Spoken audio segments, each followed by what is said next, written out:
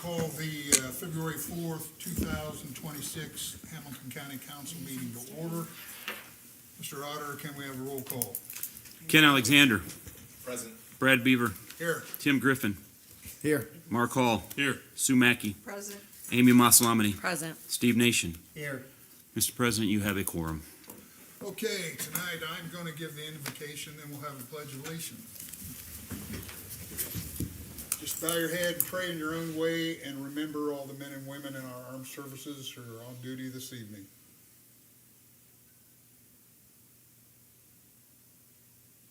Amen. I pledge allegiance to the flag of the United States of America and to the republic for which it stands, one nation, under God, indivisible, with liberty and justice for all.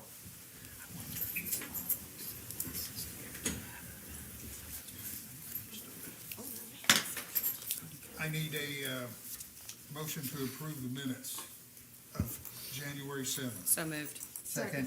All in favor? Aye. Opposed? That passes.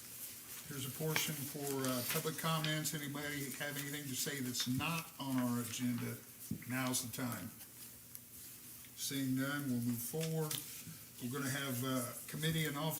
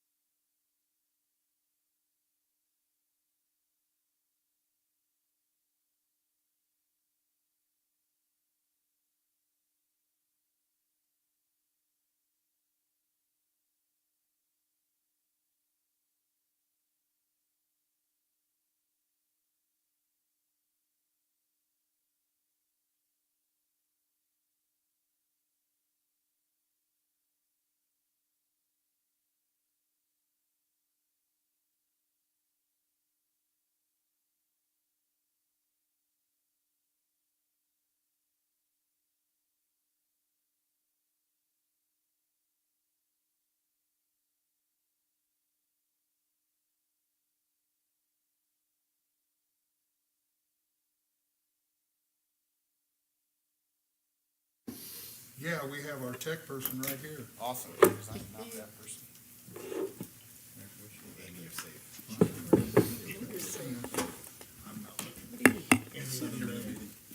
Oh, yeah, okay. You're right. I was like, huh?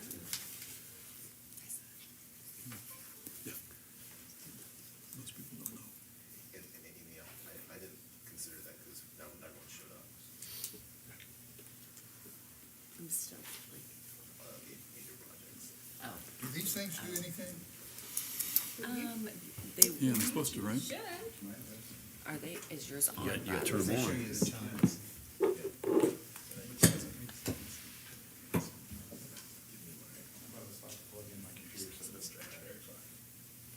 Looks like you struggling.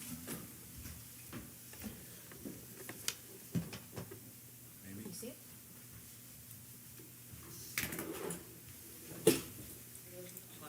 Plug. Oh, thank you. Do you have one? I appreciate it. Brought some annual reports that you guys can have if you'd like. Sure. So, my name is Brian Heath. I am a lieutenant with the Hamilton County Sheriff's Office. Been there 22 years. And in October of 2024, Sheriff Quakenbush asked me to take over the new real-time center for Hamilton County, and I'm here to present on that right now. There's about 400 real-time centers in the United States. You might hear me say RTIC, which is just the acronym for Real-Time Center. They were formed in response to school shootings in the very beginning. In other words, officers realized that the SRO, the school resource officer, couldn't be camped behind a computer when there's an act of violence going on, and they needed people off-site to monitor those cameras so that they could respond to the threat accordingly. And since then, the Arctics have expanded to include all different kinds of technology and throughout the United States as well. The Hamilton County Arctic is very cutting edge. And what I mean by that is we're the only one in the nation, we were the very first one in the nation to have a task force mindset. We're the only ones to have a collaborative enforcement effort from all the agencies in the county. Even if it's not through active participation, we still respond to those jurisdictions that are not participating. So we're the only one in the United States that does that. And what's really cool about Hamilton County right now is, in comparison to, say, Miami and Miami-Dade County, they have separate Arctics that don't talk to each other.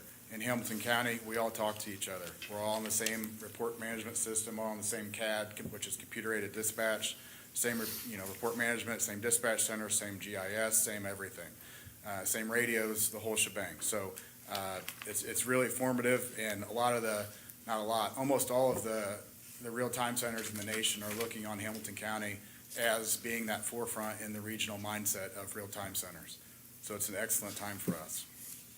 We're currently staffed Monday through Friday, 8 a.m. to 6 p.m. Our officers are either sworn police officers or civilian analysts. This is the way the traditional order of events happens before the real-time center happened. So the 911 call would come in. The dispatcher would have a set of questions they'd ask that caller based off of the call type. They would type all that stuff into computer-aided dispatch, and then they'd kick that call over to a different dispatcher to dispatch that call out to patrol officers or fire or whatever it may be. As you can tell, that's an incredibly inefficient way to operate. I think we can all agree on that. What we do is we take that 911 call and we pipe that 911 call directly into the real-time center.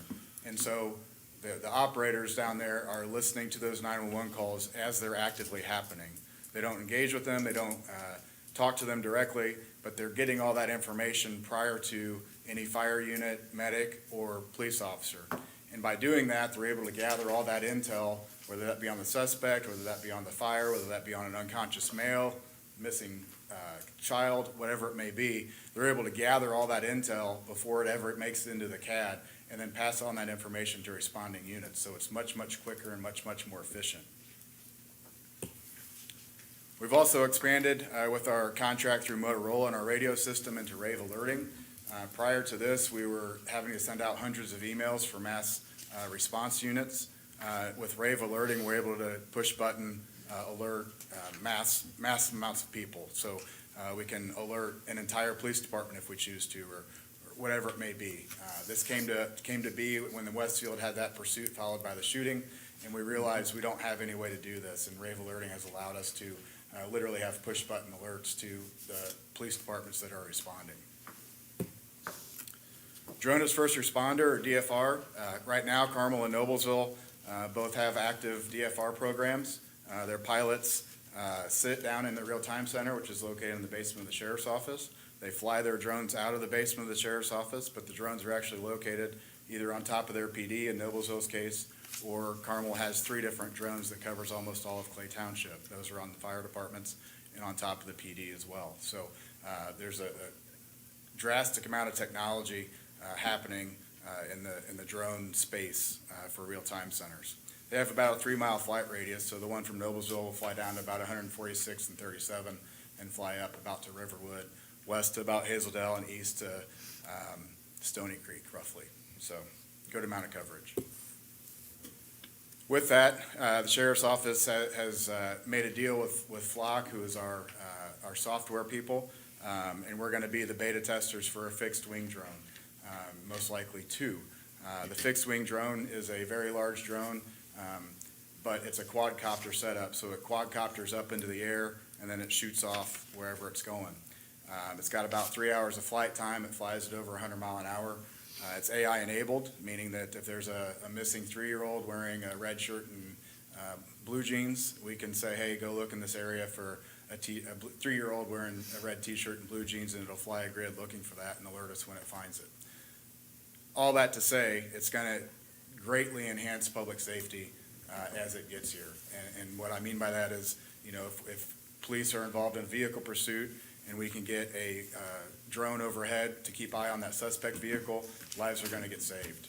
Every single pursuit that we get in it typically doesn't end well for somebody. So this has the chance to drastically change and alter the way that police do business as well as fire.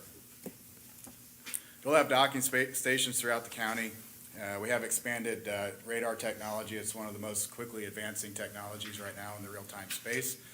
So we expect that by the time the fixed wing gets here, that the antennas will work in such a way that we'll have a good radius around Hamilton County, be able to cover most of the surrounding counties as well, just in case those calls or those pursuits, or we can render assistance to neighboring counties. A big initiative for me, starting in May of last year, was a Safe School program.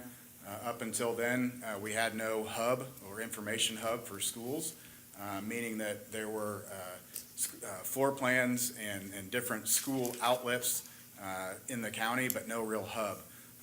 With what we've done downstairs, we've been able to put all of our school plans, public school plans, onto our software, so that it's a click of a button, we have what the school floor plan is. So if there's an active situation in room 312 at Westfield High School, we know exactly where room 312 is. We know the nearest points of ingress and egress and how to direct responding units there, as well as staff and students. With that, we're able to integrate the school videos, the different technology platforms that schools have. We're able to integrate that into our software as well, so that there's active mapping. So if there is an active situation, we can pull up those cameras and see what's actually happening before units get there, and then give them the proper direction and be a lot more efficient in that way.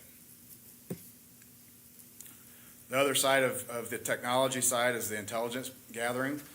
There's a whole lot of different softwares out there. I'm not going to bore you with all of them, but there's a lot of different softwares out there we utilize, whether that be on fire or a police run. And for fire runs, for instance, if a medic responds to like an unconscious male, we don't know who it is, we don't know who next of kin is, we don't know who to notify, we can use facial recognition software to identify that person, let them know next of kin, do all that research through our different softwares that we employ.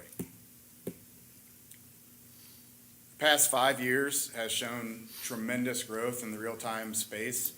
We can only assume that the next 5 to 10 years are going to be exponential in growth as well. My hope is that Hamilton County continues to lead the way, be the cutting edge of this technology in this space.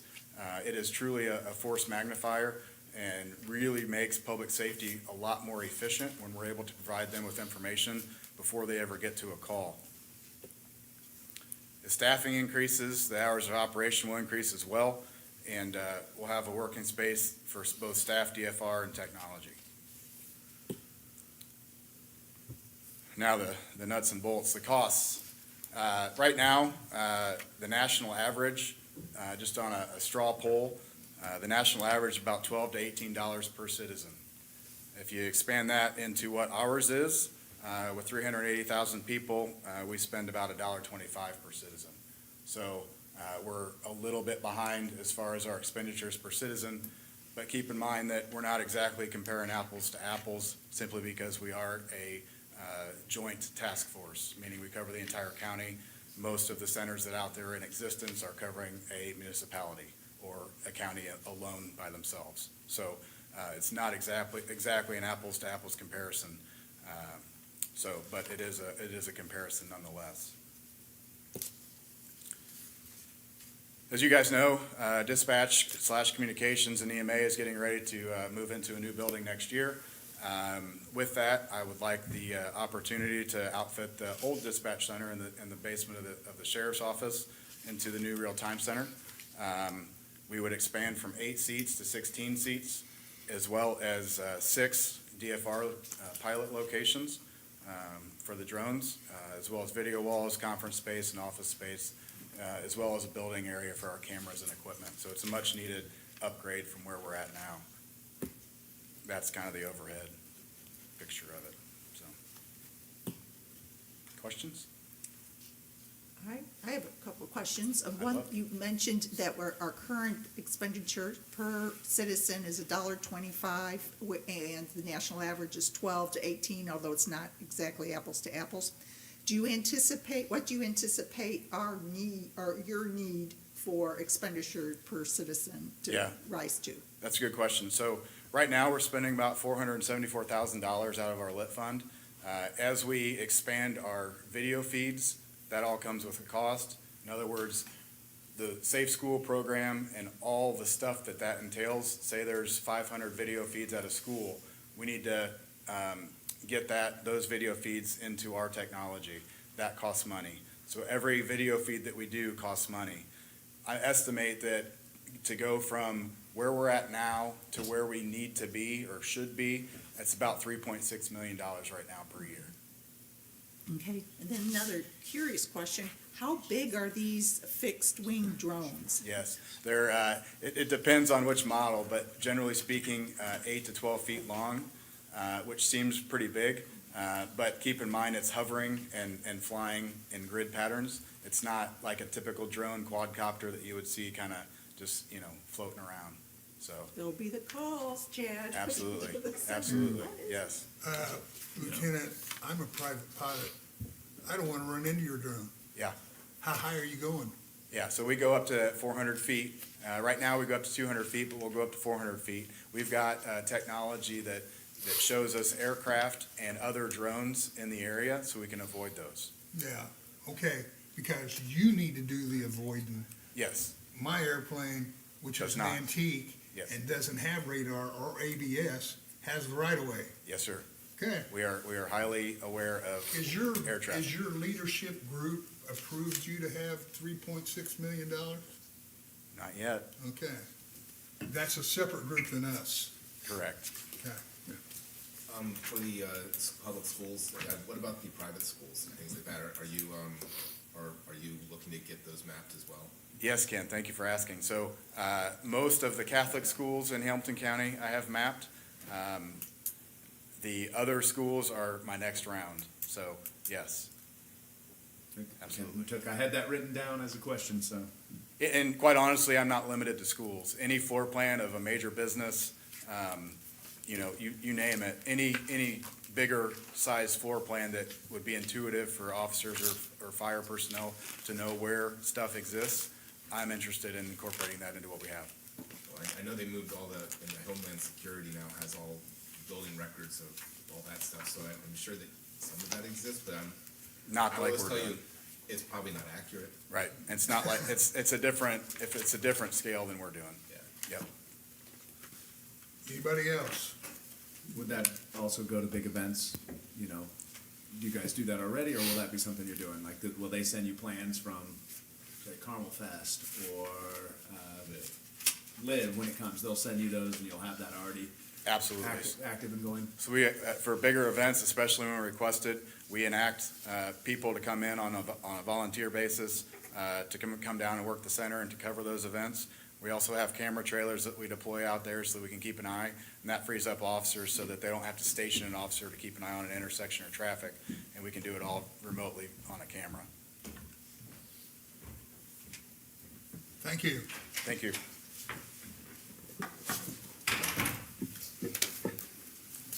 Okay, our next item is the appointment of our appointment to the Arcadia Economic Development Board. Has anybody got that name? Don't we have a name? Kelly has. It's Elizabeth Fouch. And has anybody asked Elizabeth if she wants to serve? Well, she applied. Yeah. She applied. Who wants to make that motion? I'll motion. I'll second. All in favor? Aye. Opposed? She's appointed. Would you let her know? I sure will. The great joy of, thank you, Kelly. Okay, our next item is E, Resolution 02-04-2026. Resolution of the Hamilton County Council amended its procedural rules. Motion to approve. Second. It's been moved and second. Is there any discussion? All in favor, say aye. Aye. Opposed? That passes. Now we're gonna do additional appropriations, and I'm gonna open the public hearing concerning additional appropriations. A Fund 1,000. Court Administration requesting a 144 amendment. So moved. Second. All in favor? Aye. Opposed? That passes. Prosecutor's Office requesting 144 amendment. So moved. Second. All in favor? Aye. Opposed? That passes. Sheriff's Office requesting a 144 for promotion. So moved. Second. All in favor? Aye. Opposed? Sheriff's Office requesting 144 amendments for reclassification. So moved. Second. All in favor? Aye. Opposed? That passes. Our next item is Fund 1138.0201, Cume Cap Development Bridge, requesting a transfer of $880,000. Motion to approve. Second. All in favor? Aye. Opposed? That passes. We're done with additional appropriations. Announcements. Sheriff, do you have anything for us? You need to close the public hearing. Oh, I'm sorry, you're right. We now are closing the public hearing and going to announcements. There's a new statute that requires the sheriff to present, or I'm sorry, it requires that the pension fund be presented to the county council, like an overview of that. Just a question for the group of how you would like that done. Would Finance Committee be the best place to go with that? I don't have that actuary study back yet, but I anticipate getting it in the I next don't know, month or does the two. full council want to hear it? I would think either work session or the finance committee. Yeah, I would agree. Work session or finance? We'll be back in touch with you. Sounds great. Uh, That's all I have. Okay, Thank you. thank you. County Attorney, No, to the group. are you sure? Sure. Okay. No, No. you're not sure. You're because not this is sure. where What am I we not sure about? the or Oh. ordinance. One of your colleagues. Come on, our ordinance. County attorney. The county attorney is moving in on your space. I apologize, it was a late addition, so that is entirely on me. Thank you, council members. I have ordinance number CC 0204, 2026.A. This is an update of two previous bond ordinances for the general obligation bond 2022 Series B. Was originally going to be used for a domestic violence project. It was amended in December, and there's just some technical lawyer language that want to be added. The language that added allows the funds to be used for the acquisition of a building that can be used for temporary offices for county purposes. It also includes the language from last time, which is for the building can be used for domestic violence purposes and health and human services purposes too, simultaneously. So it's just a couple words that were added to it. I worked with Councilman Nation today to fine tune it. I believe it is to his satisfaction. If you guys are agreeable, I would appreciate this ordinance being adopted tonight. And if you have questions about how that would actually work from an operational standpoint, I know Dan Stevens has all the answers. I'm sure at some point in the near future he can kindly share with you, but that is not my lane. And I don't think they're Are ready you for looking that. for a motion, Connor? Yes, Mr. President. So moved. Motion to Second. amend the agenda to include, or do we need to amend? Are you making a motion? I was That's a good point. I was making a motion to amend the agenda to include the ordinance Second. as written. And you're seconding? Yep. All in favor? Aye. Opposed? That passes now. Motion to. Real quick, I don't know if, I know you just updated your procedure rule, so I apologize, but sometimes it may, if you're gonna adopt the ordinance on first reading, you may need to do a motion for that too, and then adopt it, so it'd be three motions technically, All right, but we'll make a motion to adopt. I don't know if on that's your first. procedural rules or not. Commissioners do have, if you're gonna adopt the ordinance on the first reading. We might as well just do that. We'll just make a motion to Sorry, adopt on the the first technical reading. lawyer thing. Thank but- you. Yeah. Second. Okay, what was the motion? To adopt on the first reading. And we have a second, all in favor? Aye. Opposed? That passes now, Steve. Okay, motion to amend. I need a second. Second. All in favor? Aye. Opposed? That passes. Thank you so much. I appreciate it. And sorry for the late notice on that. That's all Thank right. you. Mr. Auditor, do you have anything for the group? I don't know, the attorney confused me, so I I know. don't think so, but I might. So no, I do not. Are you sure? Check with Connor to see if we have We need a any fourth motion. further changes to our. No, thank you, sir. We're adjourned.